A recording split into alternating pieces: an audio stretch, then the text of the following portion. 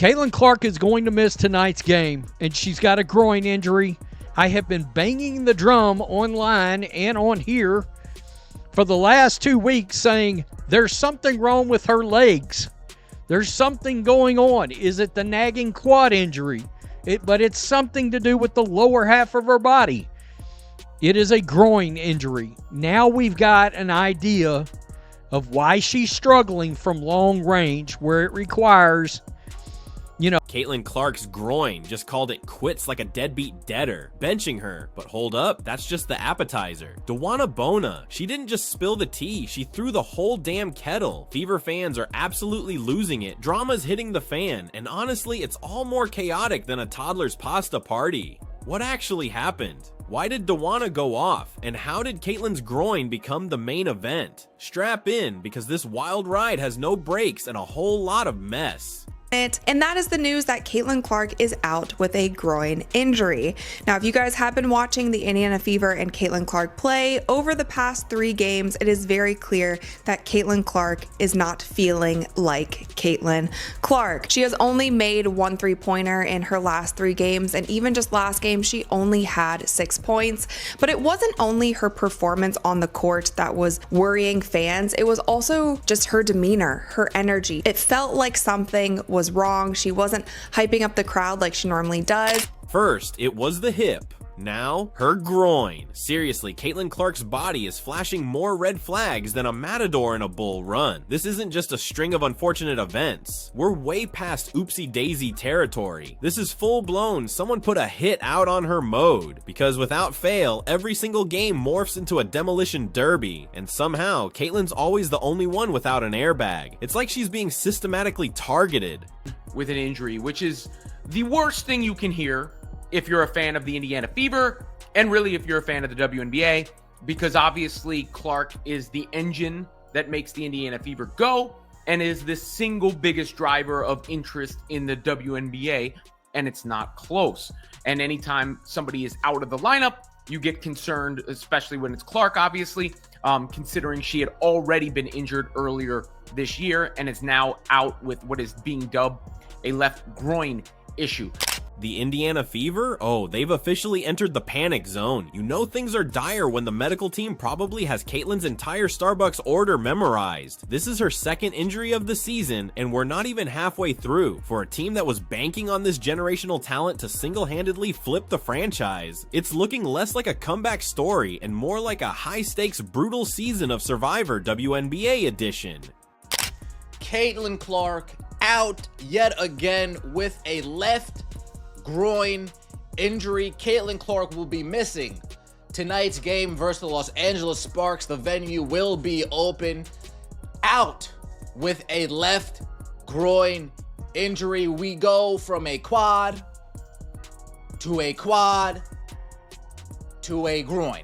But here's where the conspiracy theory actually starts making sense, and things get really spicy. It's not just that she's getting injured, it's how it's going down. Because if you actually sit down and dissect these games, I mean frame by frame, like a secret NFL film session, you start noticing a pattern. It smells less like competitive basketball and a whole lot more like coordinated back alley sabotage. Every single game, like clockwork, Caitlin gets absolutely bodied, like she's trying to smuggle top secret documents out of Area 51. Elbows are flying, shoulders are charging, hips are checking harder than a TSA agent who just lost their luggage. The Indiana Fever just lost a really tough game against the Los Angeles Sparks, and it comes back to the 4 things the Indiana Fever always have trouble with: missed layups, missed free throws, interior defense, and rebounding. That is why the Indiana Fever lost this game, and that's why they cannot be a championship team in my opinion. You have to be able to get stops, you have to be able to rebound the basketball when you do force stops, but there was some positives in this game as well that we have to get into. Kelsey Mitchell was spectacular. I love to see her furthermore breaking her shooting slump. She had 20 points today on 44% shooting from the 3-point line, so you like to see her have 3 back-to-back games in a row where she's having over 20 points. She's totally in her groove now. And the refs? Oh, the refs are clearly watching a completely different broadcast, or maybe they've taken a vow of silence like monks chilling in the Himalayas, because the fouls aren't being called, the blatant hits are being ignored, and moves that look designed to realign her spine are somehow being praised as good defense. It's less, let them play, and more, let them commit assault. You'd think, just maybe, the league would finally open its eyes when their biggest star is hobbling off the court for the second time in a month, but nope. We're still stuck in this delusion that it's all just growing pains. The only thing growing is the list of players who seem suspiciously dedicated to knocking Caitlyn out of every game, limb by limb. Honestly, the way players are coming at her, you'd think she stole their parking spot, or more accurately, she stole their entire spotlight, and they want it back with interest. If jealousy had a strategy guide, target the rookie, rough her up, hope she taps out would be chapter 1, and disturbingly, it seems to be working. Pre-game routine, she was doing some things differently. Some fans also noticed that she had her upper left leg taped during a couple of those games. So there's a lot of things going on, a lot of things pointing to the fact that something wasn't right. And I have to be totally honest with you guys, I'm not surprised by this news at all. I was just having a conversation with my fiance last night and I told him, I was like, I think Caitlyn's hurt. I'm not going to be surprised if sometime soon the Indiana Fever pulls her and sits her for a few games. I think she is still battling some sort of injury. And less than 12 hours later, the news dropped from the Fever. But it's a tough blow not only to Caitlyn because we know that she loves to be on the court. It's a tough blow for the Indiana Fever because that is their superstar. Whether she is playing to the best of her abilities or not, they are still a better team with her on the court. Caitlyn's grit isn't even the question here. She could probably take a direct hit from a bulldozer and still drop 25 points. But even steel bends, and when every single game devolves into a full-blown wrestling match disguised as basketball, something eventually has to give. This week, it was her groin, but let's zoom out, because this isn't just a Fever problem. This is a full-blown WNBA crisis, when your absolute marquee player is being treated like a piñata on Cinco de Mayo. That's not a competitive edge. That's a 5-alarm fire with fireworks on top. And for the league to just turn a blind eye, that's not just negligence, that's borderline malpractice. Fever fans are on a knife's edge, watching games with one eye covered like it's a slasher flick, because every drive to the basket feels like a high-stakes dare. Will she land safely? Will someone slam her to the hardwood? Will a ref finally remember what a foul is? It's like playing Russian roulette, but in a basketball jersey. Dealing with an injury, not looking like herself, the game is already out of hand, yet we still put her back in with 45 seconds left. How much patience do I need to have before I can start going nuclear? Because I am getting very frustrated with what I am seeing. To everybody that said Caitlyn Clark didn't look like herself, salute to you. For everybody that said Caitlyn Clark might be going through something, salute to you. Clearly, you all saw what that person that stands there like this can't see.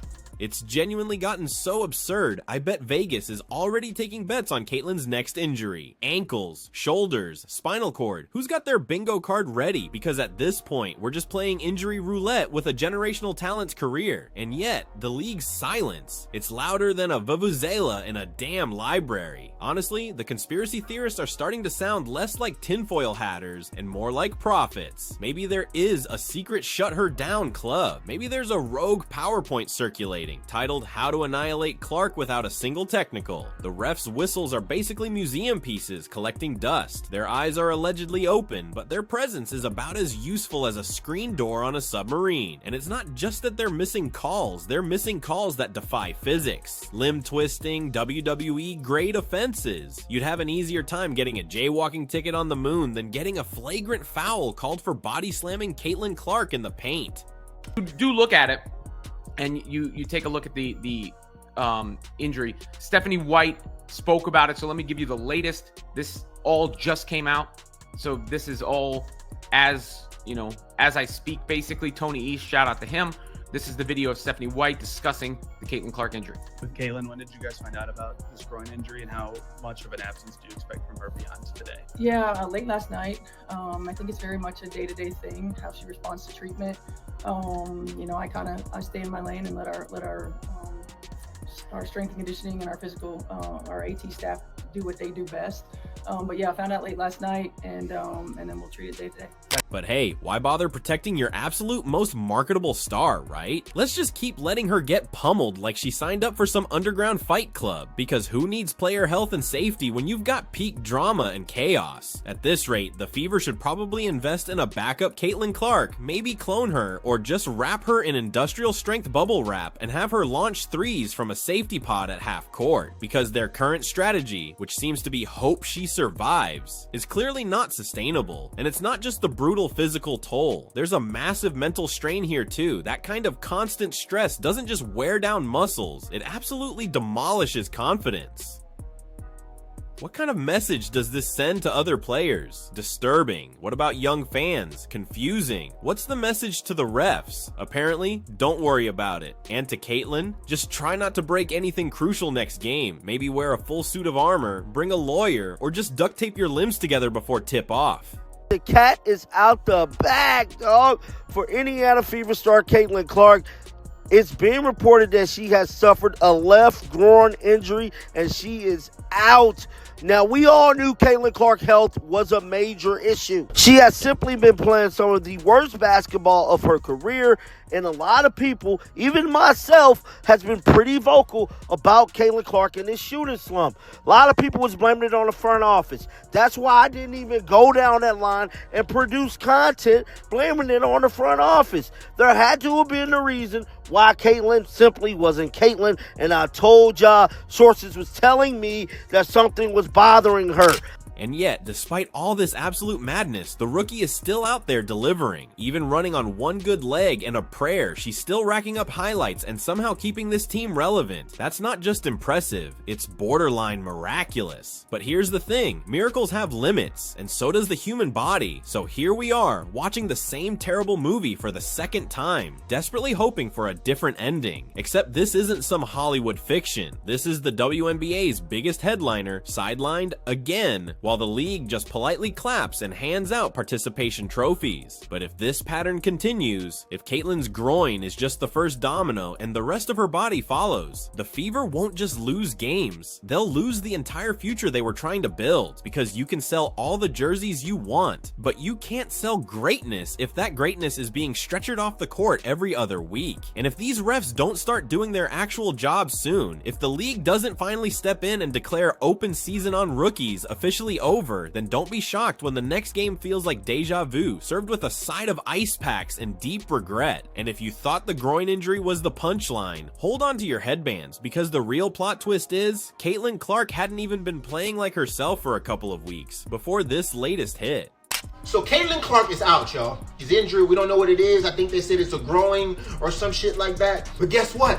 It's not the end of the world, y'all. Only reason the WNBA will suffer is because they don't know how to market their game. Because they rely on being a one-trick pony. That's just like if you're a content creator and I make one viral video, but after I go viral, I stop making videos. That's the problem with the WNBA. They don't know how to make their league popular. They don't know how to celebrate their league and their players. See, Caitlin brought everybody to the WNBA because she has a rare skill that nobody in the WNBA has.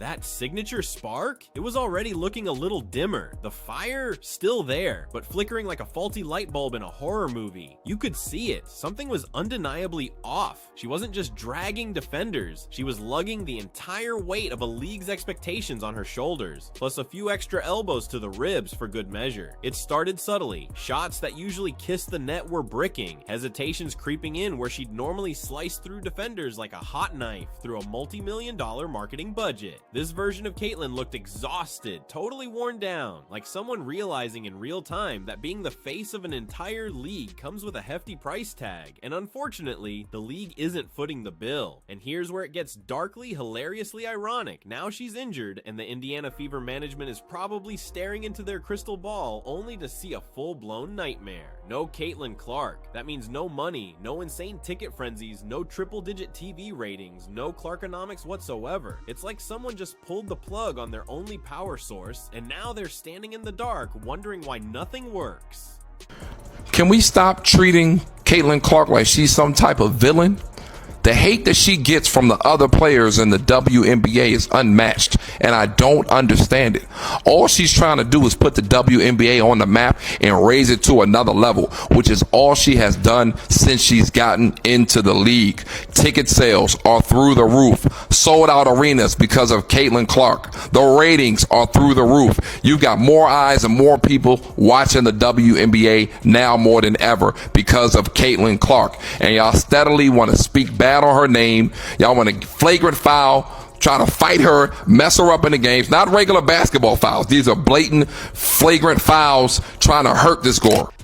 Clark isn't just a player, she's the WNBA's actual currency. She's the walking headline, the franchise's golden investment, the one-woman bailout package. Without her, Indiana Fever games are like trying to watch a blockbuster movie with the lead actress completely missing. Yeah, the supporting cast is fine, but let's be honest, we all know exactly why those seats were packed to the rafters in the first place. And now for the million-dollar question, should Caitlin even play in the All-Star game? Let's get real, what does she possibly stand to gain? Not with a 10-foot pole and a stack of liability waivers. No, let the league feel what it's like when she's not there to single-handedly save the show. Let the Fever management finally grasp the cold, hard truth that their entire business model is currently being held together by the stressed out knees of a 22-year-old who just wants to play basketball, not be tossed around like a rag doll for quarterly profit reports. Now we finally know what it is, and it is a groin injury. Guys, I don't know what the situation is, what the hell they doing in practice, but we do know Caitlin Clark is being defended pretty aggressively throughout this season. These WNBA women is not taking any breaks with Caitlin Clark, and it's starting to get disturbing. I just did a video yesterday showing you guys the referees not calling certain fouls, allowing Caitlin Clark to constantly get hacked up and down the court. This is sad, man, and I'm hoping she get a speedy recovery. Maybe she sit out a game or two. But guys, we got the Commissioner Cup coming up. We got the All-Star game coming up. This is the second damn injury Caitlin Clark has suffered this season. Instead of protecting her, they've just sprinted straight into the gold rush. More minutes, more pressure, more blinding spotlight, all while conveniently ignoring the fact that she's been running on fumes and screaming tendon pain. If Caitlin's body were a car, the check engine light would have been flashing bright red since week 3, and the Fever's front office just cranked up the radio to drown out the alarm. The signs were crystal clear. You don't need a sports therapist to notice when a player's pace slows, when her cuts aren't as razor sharp, or when those signature long bombs start falling short. But instead of resting her, preserving her, or God forbid building some actual depth around her so she could breathe, they just doubled down. Nope, they saw dollar signs and ESPN highlight reels and completely forgot she's an actual human being. So now, the league's walking ATM has a groin strain and everyone's scrambling for the pin code. And here's the real kicker, Caitlin shouldn't give a damn either. She shouldn't lose a single wink of sleep over whether the stadium seats are full without her. That's not her job. Her job is to stay healthy, remain elite, and play the game she loves without being run into the ground. The management, the coaching staff, the league executives, they're the ones who should be sweating bullets. Honestly, it's just a matter of they're playing on the road versus at home right now. They're very good at Cambridge. Caitlin Clark is very good at Cambridge, shooting about 45% on her three-pointers at home versus I think 6% on the road. It's been a very bad shooting season for Caitlin Clark away from home. They need their offense to travel, and it has not. So it's a point of concern if the Fever can't figure out how to turn this around, especially because they're a little bit shorthanded too. You know, they're missing Damaris Dantas for the AmeriCup, so they're a little thinner than you might have expected for a team that supposedly added up so much depth during the offseason. They're smaller. They're not rebounding the ball particularly well, and it looks great when like the crowd's behind them and the momentum is going at home, and then the minute some adversity hits, like there's just a lack of punch. Because right now, their golden goose has officially flown the coop, and that nest egg is looking painfully, utterly empty. Let them feel the deafening silence. Let the All-Star game stumble on without its undisputed headliner. Let the Fever play a game without 50 cameras desperately zoomed in on their bench. Maybe then, and only then, will they finally remember that superstars don't just magically fall from the sky.